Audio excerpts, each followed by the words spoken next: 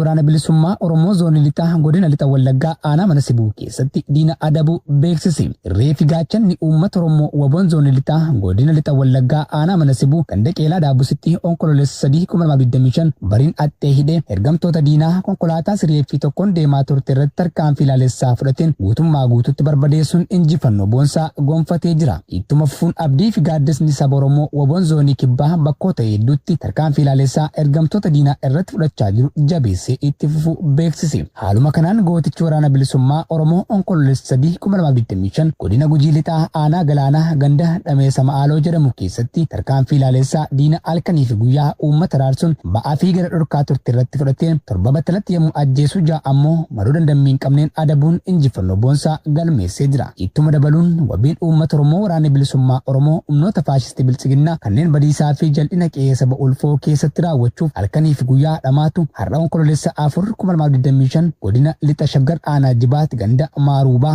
jedhamutti barii barraaqaan aleellaa irratti fudhateen battalatti lamarraa ajjeesuun qawwee eekeemii 2 irraa eeggachuu ifoomsee jira.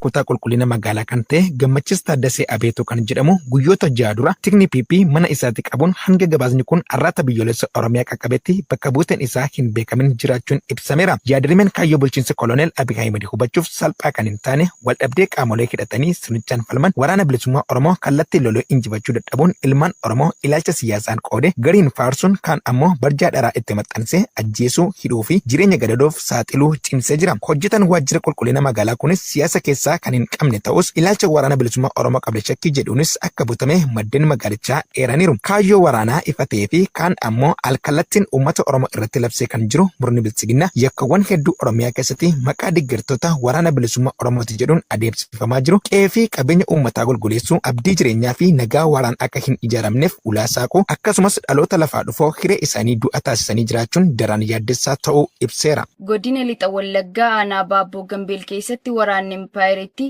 dargaggoota jumulaan qabanii mana hidhaatti darbachaa jiraachuun dhagahame. Jaalacaaluu Roobaa dabalata qaba. Murni naata'uun bulchiinsaa irraa godaanee ilmaan Oromoo ajjeesuun amala isaaniif ta'e waraanni sirna bilchiginnaan Oromiyaa goleewwan cufa keessatti bobbaafaman ilmaan Oromoo hidhanii dararuu qeerraa buqqisuu mana gubuu fi dargaggoota ajjeesanii gatuu kan naadeffatan yoo ta'u haaluma kanaan onkoloolessa 2025 waraanni gabroonfataan PP godina lixa Wallaggaa aanaa Baabboo Gambeel ganda Shaayii fi gandoota biroo hedduu keessatti dargaggoota jumulaan hidhanii dararaa humnaan olii irratti raawwachaa jiraachuu jiraattonni onichaa arraata biyyoolessa Oromiyaatti himan. Dargaggoota kanneen akka Nuuraddiin Zawudee fi Guddinaa kan jedhaman maqaa waraana bilisummaa Oromoo quba qabdu jedhutti maxxansuun waraanni PP hidhanii dararaa kan jiran yoo ta'u dargaggoota murna nama nyaataa kanaan hidhamuun dararama hammaataa keessa jiran kan ammaaf maqaan nun dhaqqabin kan biroon illee akka jiran jiraattonni itti dabaluun eeranii jiru. Kana malees murni abdii kutachuudhaan Oromiyaa keessatti bobbaafamuun uummata nagaatti maqaa hedduu maxxansuun ajjeesaa oolu bilchiginnaan onicha keessatti dargaggoota hidhuun dararuu cinatti fedhii malee dirqamaan biyya keessaniif dhaabbadhaa jechuun impaayera bututtuu akka suphaniif ilmaan haadha hiyyeessaa gara mooraa leenjii waraanaatti guuraa jiraachuu arraatni biyyoolessa Oromiyaa odeeffatee jira. Godina Bahaar Argee aanaa Baddannootti lukkeeleen bilchiginnaa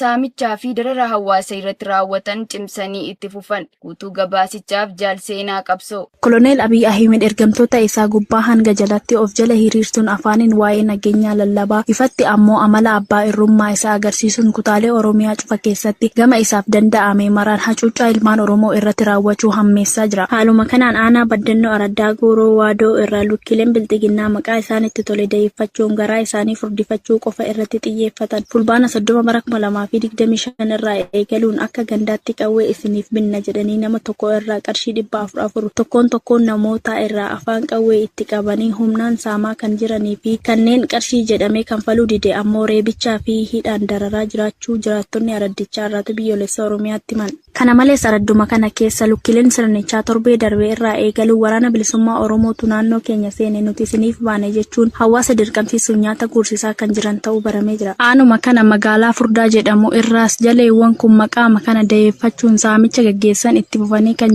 jiran ta'uun nageenya keessan eegna jechuun gaafii tokko malee akkuma argan seenuun dukkaana hawaasaa seenanii meeshaalee dukkaana keessaa kanneen akka ocholonii dhugaatii lallaafaa bishaan koshoroo fi waan fedhan humnaan fudhataa jiraachuu fi halkan immoo hawaasa humnaan waardiyaa baasanii roobaa fi qorra keessa dhaabbitti bulchaa kan jiran ta'uun addeeffameera. Godina Bunnoo Beddellee aanaa Cawwaaqaatti loltoonni maafiyaa bilchiginnaa qonnaan bultoota hidhaatti darbachuu hammeessan. Jaalsabaafan Waaggaarii dabalata qaba. Murni gabroonfataan impaayeratti qooda gama hundaan hawaasaaf tolee gammachiisuun bulchuu qabu faallaa isaa alaalatti diinomfachuun maqaa adda addaa itti maxxansuun yakkee gochaawwan gara jabinaa ulfaataa irratti raawwachaa jira. Bifuma kanaan aanaa Cawwaaqaa ganda urjii Oromiyaa irraa loltoonni hawaasa dararuun dantaa dhuunfaa isaanii guuttachuu qofaaf dhimmaman onkoloolessa 2025 qonnaan bultoota maqaan isaanii obbo Jamaal Ahmed Abdul Karim, obbo Ammayyuu, obbo Qaasoo Maammadii fi obbo Yusuf Muusaa jedhaman ukkaamsanii hidhaatti darbachuu maddeen itti dhiyeenyaan beekan arraata biyyoolessa Oromiyaatti himanii jiru. Qonnaan bultoonni kunneen kan hidhaman badii fi hirmaannaa dhaaba siyaasaa kam keessaa harka qabaataniif osoo hin taane kaffaltii qawween ittiin bitamuu kaffaluu diddan ilaalcha waraana bilisummaa Oromootu sin keessa jira. Sababa jedhuun yakkamanii hidhaatti darbatamuun kan iraarfamaa jiran ta'uun ibsamee jira. Aanicha guutummaa keessatti ergamtoonni faashistii Biltsiginnaa umurii impaayeratti dheeressuuf tooftaa garaagaraa uumanii hawaasa iraarsaa jiraachuu irraan kan ka'e jiraattonni sodaa nageenya isaaniif jecha akkaataa itti bobba'anii galan dhabuun yaaddoo hamaa keessa kan jiran ta'us gabaasni ONN dhaqqabe ni ifoomsa. Oduu biyya alaa irraa arganneen ammoo Israa'el karoora booji'amtoota gadhiisuu USA'n qophaa'ee hatattamaan hojiirra oolchuuf qopheessaa jirti. Utuu gabaasichaaf jaal yaadannoo Oromiyaa. Waajjirri ministeera muummee Beniyaamin Netanyaahuu sanbata darbee akka jedhetti Israa'el karoora pirezidaantiin Ameerikaa Doonaald Tiraamp namoota Israa'el Gaazaa keessatti booji'aman bilisa baasuuf qaban hatattamaan hojiirra akka oolu barbaadaa jirti jechuun erga Hamaas marii nagaaf qophii ta'uu ibsee booda beeksise. Waajjirri Netanyaahuu ibsa kenneen deebii Hamaas kenneen walqabatee Israa'el karoora Tiraamp sadarkaa jalqabaa namoota booji'amtoota hunda gadhiisuuf baase hatattamaan hojiirra oolchuuf qophaa'aa jirti jedheera. Akkaataa qajeeltowwan Israa'el kaa'atteen mul'ata pirezidaantii Tiraamp waliin wal simuun waraana kana xumuruuf pirezidaantichaa fi garee isaanii waliin tumsa guutuudhaan hojjechuu itti fufna. Kana malees miidiyaaleen Israa'el akka gabaasanitti sadarkaan siyaasaa biyyattii waraanaaf sochii weeraraa Gaazaa keessatti raawwatamu akka hir'isu qajeelfama kenneera jechuun Al Arabiyaan gabaaseera.